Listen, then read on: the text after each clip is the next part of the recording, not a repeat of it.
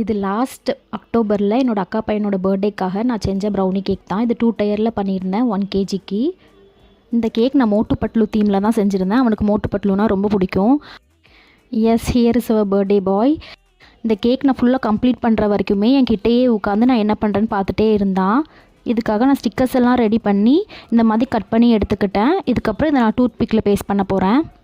எனக்கு கேக்கை விட ப்ரௌனி தான் ரொம்ப பிடிக்கும். ஸோ நான் அதனால் பேஸ்க்கு ஃபுல்லாகவே ப்ரௌனியே எடுத்துக்கிட்டேன். இப்போ இதுக்கு மேலே டார்க் சாக்லேட் கனாஷ் ஆட் பண்ணிவிட்டு ஃபுல்லாக நான் கவர் பண்ணி எடுத்துக்க போகிறேன். இதுக்கு மேலே செகண்ட் டயரையும் நான் ஆட் பண்ணிக்கிறேன். ஆட் பண்ணிட்டு அதுக்கு மேலேயும் டார்க் சாக்லேட் கனாஷ் ஆட் பண்ணிக்கிறேன். கனாஷ் எல்லாம் கம்ப்ளீட்டாக ஆட் பண்ணதுக்கப்புறம் இதுக்கு மேலே நான் ஸ்டிக்கர்ஸ் வச்சுக்கிறேன்.